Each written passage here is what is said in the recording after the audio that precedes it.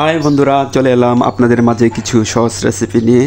এই রেসিপি অত্যন্ত সহজ এবং অল্প সময়ের মধ্যে সেরে নেওয়া যায়, আর নিমিষেই অনেকগুলো ভাত চেটেপুটে খেয়ে ফেলা যায়। তো এই রেসিপিটা আমি কীভাবে তৈরি করেছি প্রথম থেকে শেষ পর্যন্ত দেখার অনুরোধ রইল। তো বন্ধুরা, চলে এলাম আমার এভরি কুকিং 1 2 3 চ্যানেলে। যে যেখানে থাকো, কাছে কিংবা দূরে, ভালো থেকো, সুস্থ থেকো, সবার জন্য দোয়া রইল। তো আজকে তেমন কিছু হবে না, আজকে বড়া হবে, বেগুন বড়া। খুবই সহজ, আর এতে বেশি সময়ও লাগে না। তো বেগুনগুলো এভাবে ভালো করে ধুয়ে নিয়েছি, পরিষ্কার করে নিয়েছি। তো এভাবে ছোট ছোট করে কেটে নিচ্ছি।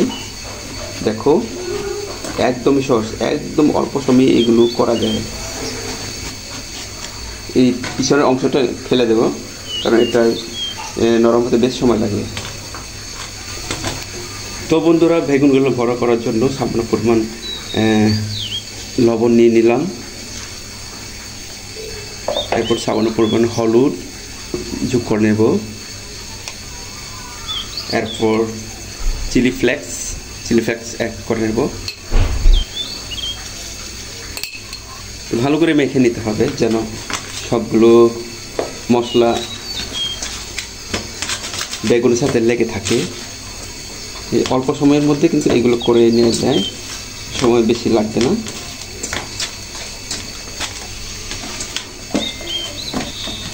তো এগুলো মাখানো একদম হয়ে গেছে, কত সুন্দর করে মেখে নিয়েছে। তো বন্ধুরা দেখুন, চুলার তেলটা একদম গরম করে নিয়েছি। এরপরে যে মাখে রাখা বড়াগুলো এইভাবে ভেজে নেব।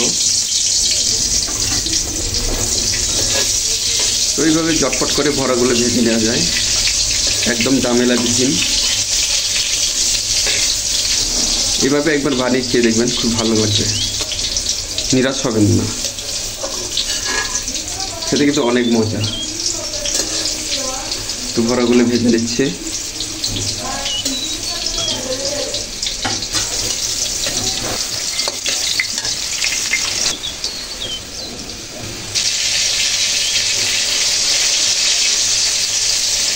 তো বড়াগুলো এভাবে চেপে চেপে দিচ্ছি, পানিটা যেন ঝরে যায়।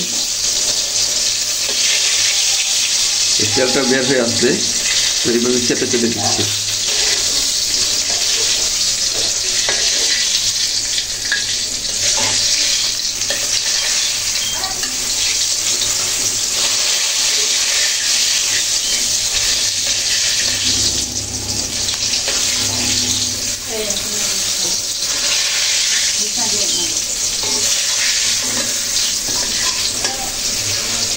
তো বন্ধুরা, উলটপালট করে ভেজে নেওয়ার পর বড়াগুলো একদম ভাজা হয়ে গেছে। তো উঠিয়ে দিতে হবে, তো উঠিয়ে নিচ্ছি।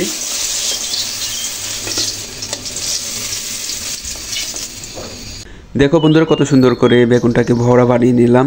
তো আজকের রেসিপি যদি আপনারা একান্ত যদি ভালো লাগে, তো পরবর্তী রেসিপি দেখার জন্য সবাইকে আমন্ত্রণ রইল। আজকে এই পর্যন্ত, সবাই ভালো থাকবেন। আল্লাহ হাফেজ।